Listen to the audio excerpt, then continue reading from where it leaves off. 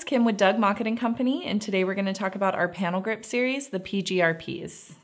We all know about the privacy and acoustic properties that these panels provide, but now there's a new focus on utilizing them in spaces to help prevent the spread of germs. You can expect to see more and more sneeze guards in spaces, and panel grips provide an easy and inexpensive way to retrofit your existing furniture to meet the changing needs in design.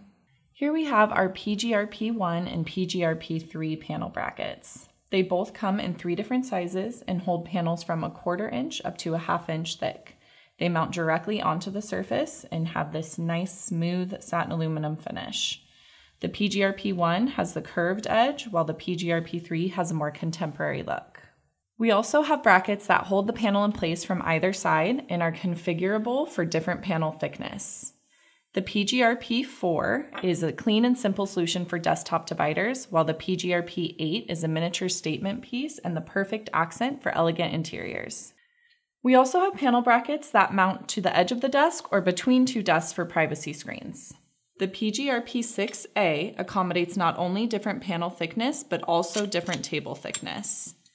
The PGRP6B is available in the back-to-back application, mounts to the 2 separate desks with the privacy screen in between.